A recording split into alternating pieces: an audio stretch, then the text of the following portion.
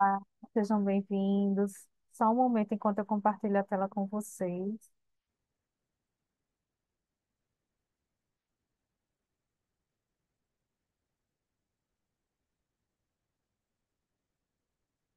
Então, estamos aqui, né, participar da, do primeiro em Saúde 2025, encontro multiprofissional em saúde pública e bem-estar social, onde o cuidar das pessoas é unir saberes para transformar realidades. Eu sou Andréia Souza, tá? Vou me apresentar um pouquinho para vocês. Sou especialista, né, enfermeira sanitarista e do trabalho, graduada em enfermagem pela Facetes, docente dos cursos de pós-graduação na área de saúde pública e do trabalhador, e também em saúde pública com ênfase na atenção básica. Palestrante, atualmente É, estou trabalhando como referência técnica em projetos ministeriais na qualificação da atenção para a redução da mortalidade materna e neonatal. É, Já atuei na gerência em enfermagem e na coordenação de vigilância em saúde. Sou membro do grupo de pesquisa NEPET pela UFRN. Já desenvolvi e também é o que eu gosto, né? Desenvolver pesquisas em enfermagem, saúde do trabalhador, vigilância em saúde, saúde pública, saúde mental, educação, avaliação em saúde, com área de concentração em atenção à saúde. Hoje nós vamos conversar um pouco sobre a equipe multidisciplinar e saúde da mulher, bem-estar e sexualidade no fim da fase reprodutiva.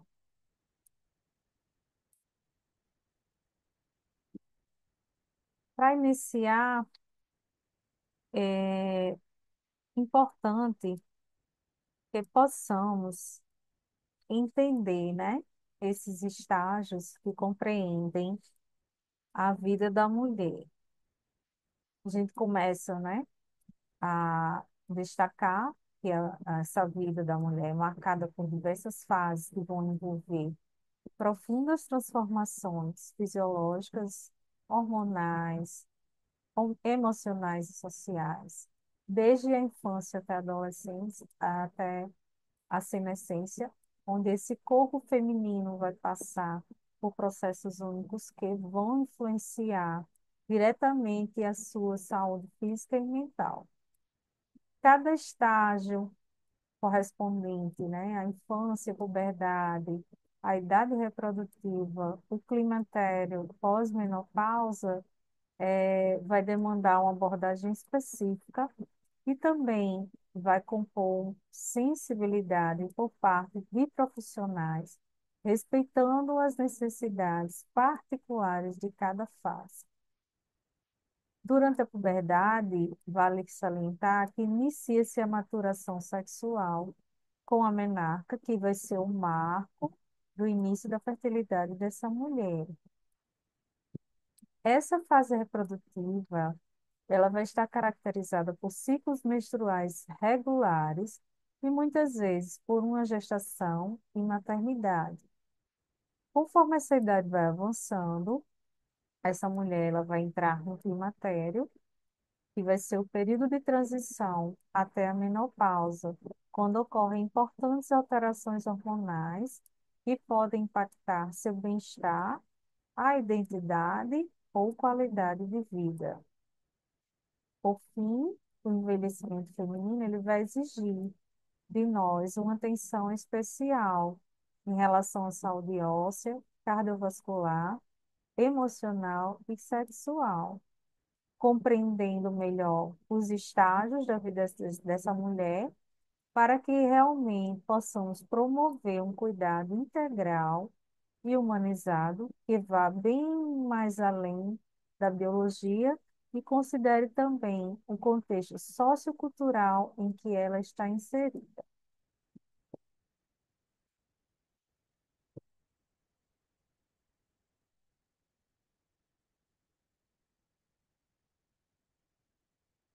Aí a gente tem, né, que ocorrem algumas alterações corporais femininas, onde esse corpo dessa mulher passa por diversas transformações hormonais ao longo da vida, incluindo o aumento de hormônios sexuais durante a puberdade e a redução com a chegada da menopausa. Vai ser nessa fase, né, que marca o fim da capacidade reprodutiva e vai provocar essas alterações significativas no organismo feminino. Lembrando que ocorrem sintomas como irregularidade menstrual, ondas de calor, e são comuns nesse período, vão exigir uma maior abordagem médica integrada, voltada para o cuidado desse bem-estar da mulher.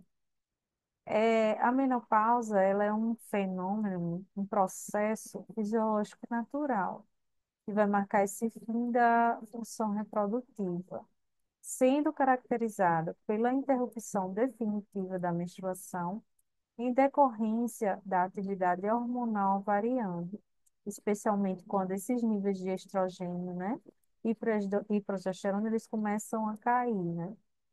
E aí, o diagnóstico vai ser estabelecido após 12 meses consecutivos sem menstruação alguma. Durante esse período, é essencial o acompanhamento do médico, né, para o controle dos sintomas e prevenção de possíveis complicações, como osteoporose e doenças cardiovasculares. As manifestações clínicas, elas vão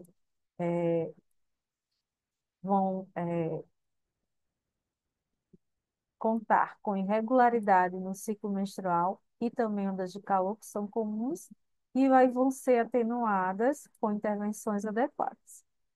Aí a gente entende que existe uma diferença, né, nesse sentido, entre idade biológica e idade endócrina.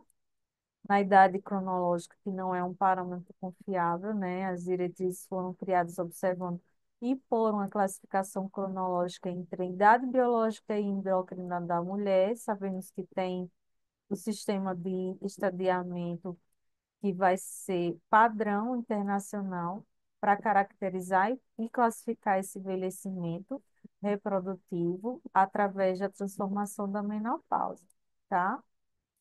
E aí a gente entende, né, que o estadiamento ele vai ser dividido em 7 estágios, e não é obrigatório que as fases totais ocorram simultaneamente, certo? E aí a gente tem o início da fase reprodutiva, o pico reprodutor, o final do ciclo reprodutivo, o início para a menopausa, o final da mudança para a menopausa, o primeiro ano após o período final da menstruação, o período compreendido entre o segundo e quinto ano após a menopausa e os anos após a menopausa.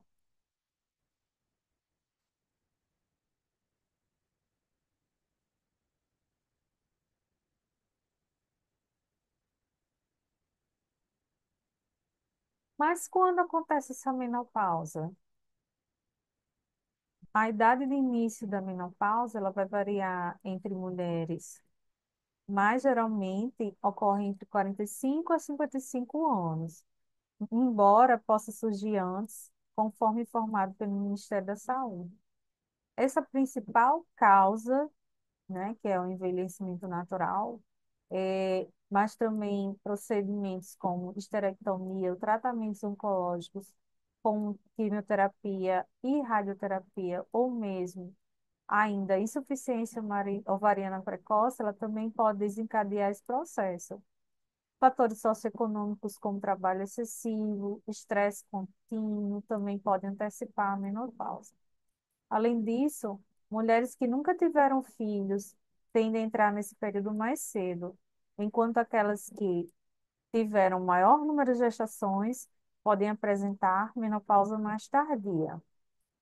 O tabagismo é outro fator, né, de risco conhecido que pode antecipar a menopausa em até 18 meses, devido à ação do cigarro na redução dos níveis de estrogênio, o que também ele vai aumentar a probabilidade de doenças cardiovasculares e osteoporose. A menopausa ela pode ser dividida nessas três fases, né? Cada uma com características distintas.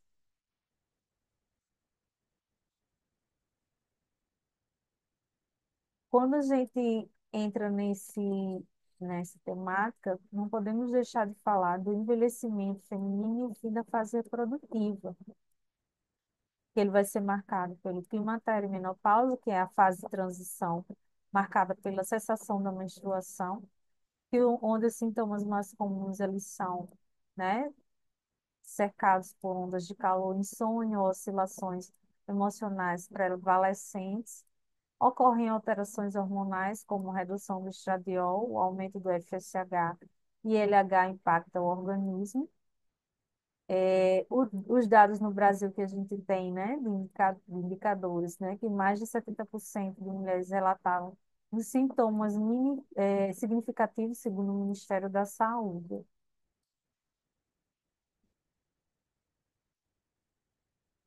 Então, entrando nas fases propriamente ditas, nós temos a pré-menopausa, correspondente ao período de transição que antecede a menopausa definitiva. Nele, os ciclos menstruais vão se tornar irregulares e começam a surgir sintomas como as ondas de calor, como eu citei anteriormente, alteração do humor, distúrbio do sono e secura vaginal. Essas fases podem durar de alguns meses a vários anos, refletindo a oscilação hormonal típica desse momento. Na perimenopausa ocorre quando os primeiros sintomas da menopausa eles são perceptíveis, sendo manifestados a partir da irregularidade da menstruação, calores e alterações de humor, por exemplo, né? Na questão da menopausa em si, ela vai ser definida retrospectivamente após a ausência da menstruação, durante um período de 12 meses consecutivos, como eu falei também. E nessa fase vai ocorrer uma queda acentuada desses hormônios sexuais, especialmente o estrogênio e a progesterona, o que vai acarretar diversas manifestações clínicas e aumento do risco de alterações metabólicas e cardiovasculares. Já após menopausa, ela vai compreender o período que se inicia após a confirmação da menopausa e vai se estender pelo restante da vida da mulher.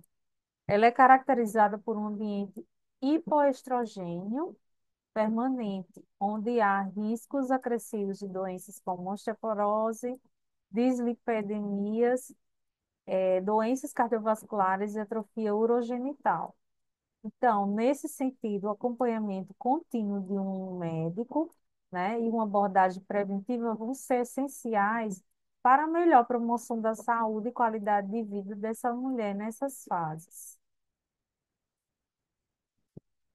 Eu trouxe uma ilustração aqui só para que a gente entenda quanto à questão dessas mudanças e acometimento, né, no corpo da mulher, que pode ocorrer a diminuição, né, dos seios, da firmeza dos seios, o aumento de risco de problema cardíaco, risco de osteoporose, aumento também dos riscos de infecções vaginais, a questão da perda da elasticidade da pele, mudanças de humor e irritabilidade.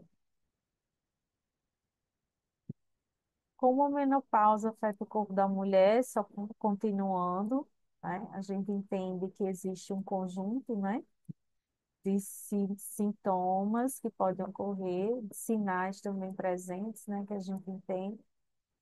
A depressão e a ansiedade, os olhos e boca secas, como já foi falado, a baixa libido, o ganho de peso, a pele seca com unhas quebradiças, a perda óssea, as ondas de calor que são crescentes, a queda de cabelo que também está envolvida, e a névoa mental. Também, pessoal, as mulheres reclamam muito, né, da questão da memória, que tem certos momentos que começa a ter uma leve falha na memória. Sinais evidentes da mulher compreendem as alterações hormonais que durante o climatério esse organismo feminino ele passa por mudanças significativas, sobretudo no sistema endócrino, e aí nesse período vai ser observado que ocorre uma diminuição progressiva dos níveis de estradiol, progesterona, acompanhada por um aumento de gonodotrofinas hipofisárias, certo? Que são hormônios fundamentais na regulação das funções reprodutivas e hormonais dessa mulher. A menstruação torna-se irregular na perimenopausa, os ciclos menstruais vão se tornando irregulares, podendo ocorrer uma redução no intervalo entre as menstruações. Esse fenômeno ele vai decorrer, né, do amadurecimento acelerado dos folículos ovarianos, frequentemente associados ao aumento dos níveis de gonadotrofinas, manutenção do estrogênio ou deficiência da progesterona.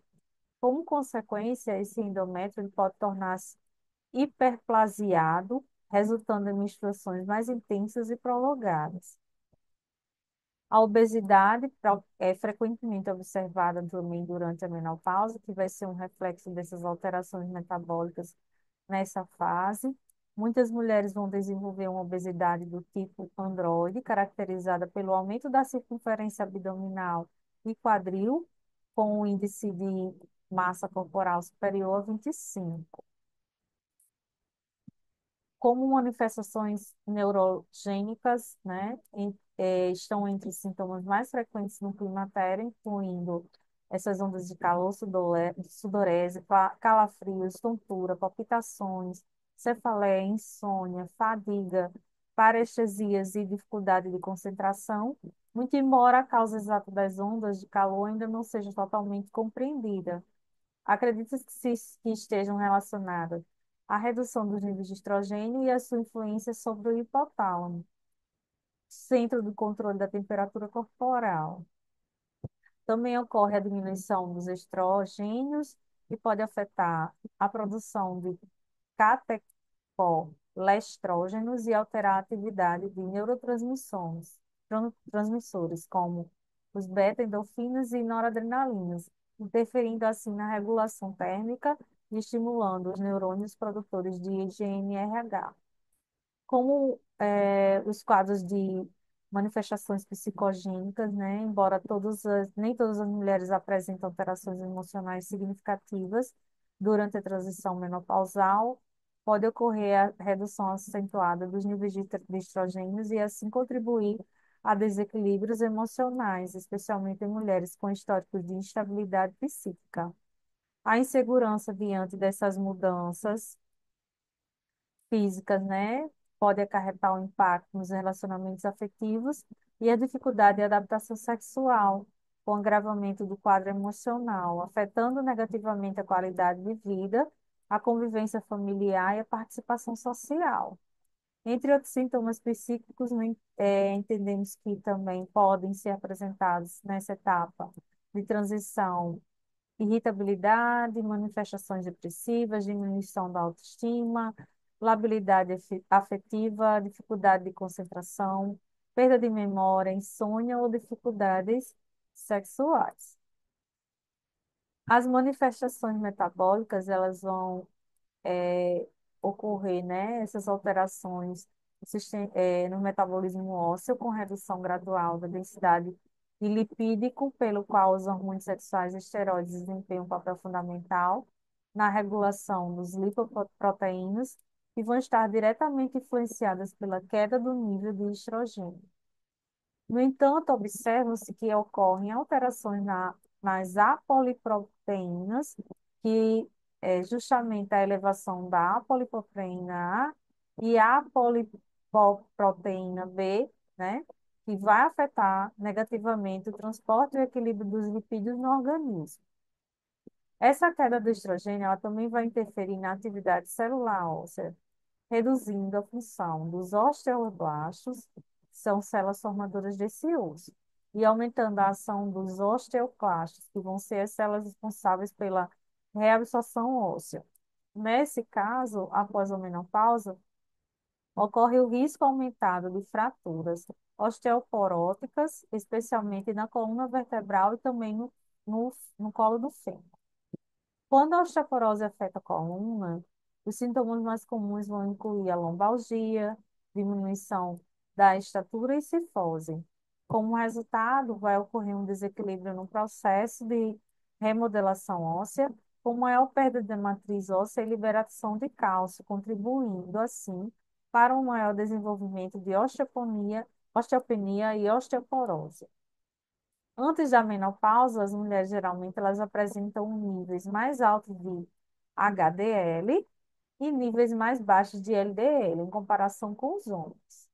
Depois, né, da menopausa, vai ocorrer o inverso. Os níveis de LDL vão aumentar, tornando-se bem mais densos e potencialmente mais aterogênicos, enquanto os níveis de HDL tendem a diminuir.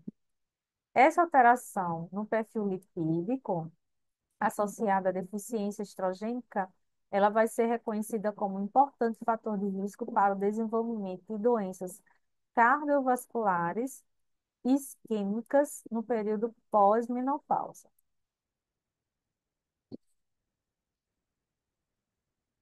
Como manifestações urogenitais devido a essa origem embriológica comum, a bexiga, a uretra e os órgãos genitais femininos eles vão responder de maneira semelhante às alterações hormonais, especialmente a queda dos níveis de estrogênio durante a menopausa. A deficiência estrogênica vai estar associada a um processo de atrofia que vai afetar tanto o epitélio quanto os tecidos de sustentação dessa pelve. Como consequência direta, a mucosa vaginal ela vai se tornando mais fina e frágil. Favorece com isso o surgimento de prolapsos genitais, além de outros sintomas, né? Vaginais como ressecamento, sangramento, dor durante as relações sexuais, né? Que vai ser a dispareunia, e também no trato urinário, como sintomas de urgência, aumento da frequência urinária e disúria. Como manifestações tegumentares, né, durante o climatério, a pele feminina ela vai sofrendo alterações estruturais que vão afetar todas as suas camadas. Ocorre a queda do nível de estrogênio, né, o hipoestrogenismo, impactando diretamente, na questão da integridade cutânea e vai promovendo a redução da produção desse colágeno, devido à alteração na polimerização dos mucopolissacarídeos, elementos fundamentais para a sustentação e firmeza da pele. Na derme, também ocorre a diminuição da síntese de ácido hialurônico, resultando em maior retenção de água e intensificação do ressecamento cutâneo. Esse ressecamento ele vai comprometer a espessura da epiderme e prejudicar a renovação da camada córnea, afetando a hidratação natural da pele com o avanço da idade. Vai ocorrer naturalmente a perda da elasticidade, uma flacidez muscular e reabsorção do coxinha adiposo subcutâneo, o que confere à pele um aspecto mais fino, sem sustentação, favorecendo o surgimento de rugas.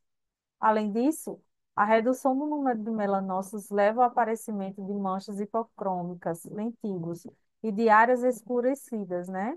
Melanose, especialmente nas regiões mais expostas ao sol, resultando da hiperplasia melanocítica na junção entre derme e epiderme. Alterações sexuais, a transição, né, vai impactar na função sexual da mulher, gerando mudanças multifatoriais que envolvem aspectos biológicos, psicológicos e sociais. E aí essas mulheres, né, de meia idade que mantêm o apoio social, se mantêm fisicamente ativas e não sofrem de insônia e tendem a experienciar mais prazer em suas relações sexuais. Com relação às alterações mamárias, né, após a menopausa, o tecido da glândula mamária, exceto o tecido adiposo, ele vai sofrer uma inovulação progressiva, onde esse processo resulta no aumento de gordura das mamas, o que torna mais pesada, flácida e propensa a um aspecto pendente. Alterações visuais entre os 30 e 40 anos. Muitas mulheres elas começam a experienciar as consequências da menopausa na visão, com desenvolvimento da presbiopsia, né, vista cansada, caracterizando, né, uma dificuldade em focar os objetos mais próximos, vai ocorrer devido à perda da flexibilidade do cristalino, dificultando também o ajuste do foco. No cotidiano, isso pode afetar atividades como a leitura. Alterações dentárias devido às alterações circulatórias, metabólicas e tróficas durante a menopausa, as mulheres tornam mais suscetíveis ao deslocamento ou à retração gengival, condições que favorecem o aparecimento de cáries e infecções dentárias. Impactos na sexualidade feminina, eu trouxe aqui só para a gente relembrar, né, o que já foi falado, a diminuição da libido, dispare- dispareunia, secura vaginal e mudanças na autoimagem que vão afetar a autoestima. Então, é importante que haja, diante de tudo que foi falado aqui, a abordagem multidisciplinar, com o acolhimento dessa mulher, a visão holística, né? Enxergar a saúde da mulher de forma bem mais integrada, especialidades integradas, né? Que vão realizar essa combinação de conhecimentos para o cuidado bem mais completo e integral, tá? Os benefícios, contudo, vão ser a melhora consideravelmente a adesão e eficácia do tratamento multidisciplinar. Entrando nesse aspecto, a gente tem o papel do ginecologista obstetra nessa questão, que ele vai realmente, né, atuar no diagnóstico hormonal, avaliando detalhadamente para tratar essas alterações endócrinas. A terapia de reposição hormonal, que vai ter indicação clara e contraindicação rigorosa para a segurança dessa mulher. A saúde óssea e cardiovascular, né, que vai ser mantida através de um acompanhamento contínuo para a prevenção de complicações. O rastreamento oncológico na detecção precoce de cânceres ginecológicos e de mama também, né? A terapia de reposição hormonal, a gente entende, né, que ela vai entrar como uma das estratégias mais utilizadas e eficazes no alívio desses sintomas associados à menopausa. Essa abordagem ela vai consistir numa melhor administração do estrogênio, progesterona ou combinação de ambos com o objetivo de compensar a queda hormonal e natural desse organismo feminino. Ela também pode proporcionar melhora significativa em sintomas como ondas de calor, suor noturno, alteração de humor, ressecamento vaginal, que vai contribuir diretamente para a melhoria da qualidade de vida dessa mulher. Apesar dos benefícios, essa terapia também pode apresentar riscos, incluindo o aumento da probabilidade de mama, trombose e doenças cardiovasculares. É preciso entender qual vai ser o tipo, né, nesse caso, de terapia adotada para minimizar esses riscos. Além disso, a reposição hormonal é contraindicada em mulheres com histórico de câncer de mama ou endométrio, acidente vascular cerebral, infarto, hipertensão arterial não controlada, doenças hepáticas ou comprometimento grave das artérias coronárias. Os medicamentos não hormonais, né, para as mulheres que apresentam as contraindicações à terapia de reposição hormonal, existem realmente as alternativas medicamentosas não hormonais, certo? E aí elas vão ser capazes de amenizar esses sintomas específicos da menopausa, como as oscilações de humor e também as ondas de calor. Dentre essas opções, elas vão se destacar os inibidores seletivos da recaptação de serotonina, ISRS, e as agonistas do hormônio liberador de gonodotrofina, GnRH. Embora eficazes nesse alívio de determinados sintomas assim, esses medicamentos também podem provocar alguns efeitos colaterais, como náuseas ou tontura. Existem também os tratamentos tópicos adotados para o ressecamento vaginal, que vai ser comum durante a menopausa, pode comprometer a vida sexual da mulher, impactar negativamente na sua autoestima. Para aliviar esses sintomas são indicados, né, esses tratamentos, como cremes hidratantes, lubrificantes vaginais, e que vão ajudar a restaurar essa hidratação e elasticidade da mucosa íntima, proporcionando maior conforto nas relações. As terapias alternativas, que vão ser complementares, como fitoterapia, acupuntura e uso de suplementos naturais, que vão ser utilizados como apoio nesse controle dos sintomas da menopausa. No entanto, é fundamental que essas abordagens sejam adotadas com cautela, pois nem todos possuem esse respaldo científico consistente. Os efeitos podem variar de acordo com a resposta individual de cada paciente. É preciso que haja também uma mudança de hábitos, é, com a adoção de um estilo de vida bem mais saudável.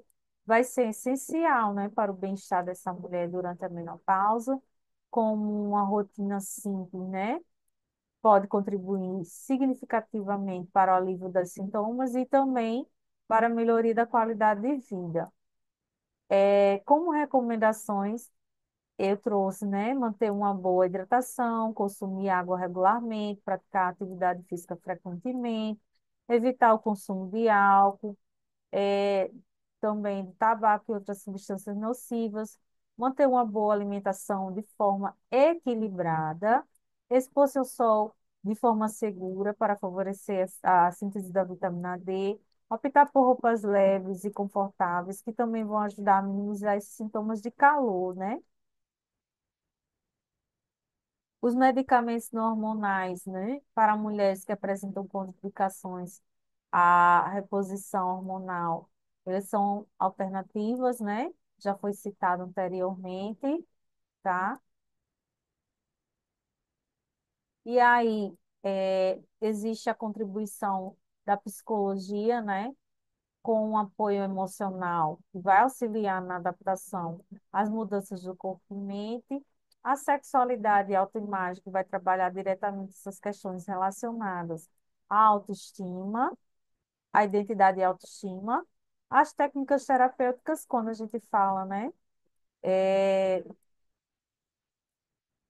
para melhoria dessas mulheres. A nutrição como aliada numa dieta equilibrada, com nutrientes que avaliam sintomas e mantêm a saúde.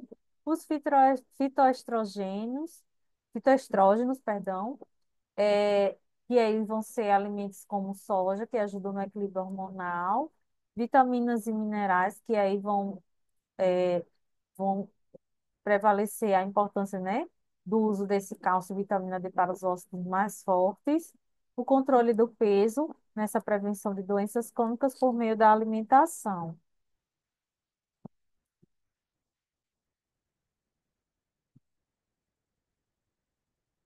O exercício físico e a fisioterapia que podem entrar, né, nesse parâmetro também para apoiar e melhorar a condição de vida dessa mulher. E a gente tem como benefícios físicos a melhora da força, flexibilidade e saúde mental, a fisioterapia nesse tratamento meio mais eficaz para a incontinência e dores pélvicas, os exercícios de Kegel que vão fortalecer o assoalho pélvico, prevenindo essas disfunções.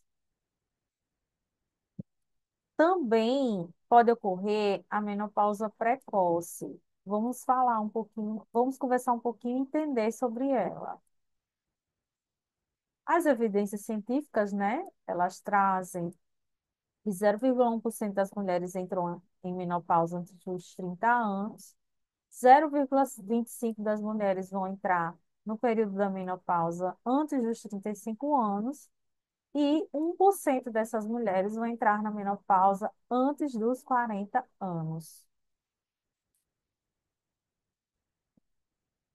As causas da menopausa precoce, na maioria desses casos, os médicos eles não conseguem definir diretamente uma causa para essa insuficiência ovariana.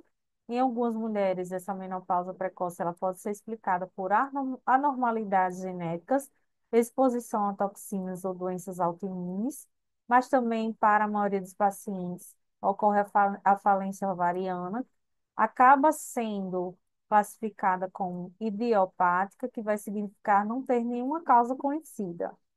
Mesmo que a maioria das situações termine não sendo esclarecida, cabe uma investigação médica, certo? Pois em muitos casos é possível identificar a origem, né, dessa situação. E aí, para entender melhor esse fator, né, o que é essa menopausa precoce, ela vai ocorrer antes de 40 anos de idade, marcar o fim da função ovariana e da fertilidade antes do esperado. As possíveis causas podem ser genéticas, com histórico familiar, cirurgias ginecológicas, né, esterectomia ou forectomia, quimioterapia, radioterapia, doenças autoimunes, síndromes, estilo de vida, tabagismo intenso, principais sintomas: irregularidade menstrual, ausência de menstruação, ondas de calor só noturno, fadiga, insônia, alteração de humor, ansiedade ou depressão, redução da libido, risco aumentado de osteoporose e doenças cardíacas. O tratamento e cuidados vai ser terapia de reposição hormonal, quando indicada, apoio psicológico e terapia ocupacional, estilo de vida saudável, exercício com dieta rica em cálcio, vitamina D, acompanhamento dessa equipe multidisciplinar, o ginecologista, endocrinologista, psicólogo, nutricionista. A gente entende aqui com esse parâmetro, né, que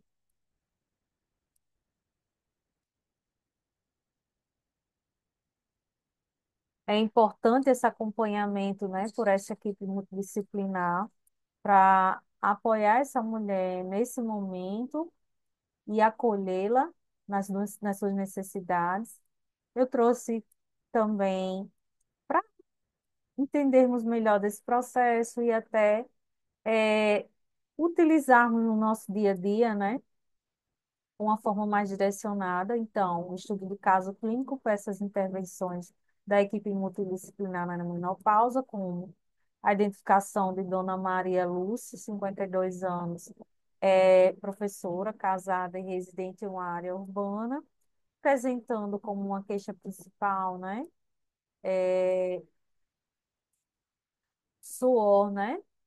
Muito forte à noite, sono ruim e muita irritação. A história clínica, né?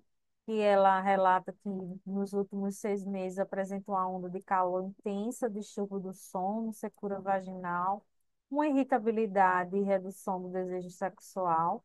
Refere ganho de peso, aproximadamente 4 quilos no último ano, diminuição da disposição física. A última menstruação foi há mais ou menos 14 meses. Os antecedentes, sem doenças crônicas conhecidas, a mãe com histórico de osteoporose, não é fumante, nem consome álcool socialmente e possui uma alimentação irregular e sedentária. Então, para a gente avançar aqui, os exames solicitados foram o FSH elevado, né, os resultados, estrogênio reduzido, densiometria óssea, né, com osteopenia leve, perfil lipídico, né, o LDL, levemente aumentado. O diagnóstico dela foi, claro, menopausa climatério com sintomas vasomotores, psicológicos e urogenitais, que foram associados ao risco aumentado de doenças metabólicas e ósseas. Como intervenção da equipe multidisciplinar, a gente tem um médico ginecologista ou endocrinologista né, confirmando esse diagnóstico, discutindo em conjunto esses riscos e benefícios da terapia hormonal, e a paciente, né, optou por iniciar, né, a terapia com baixa dose.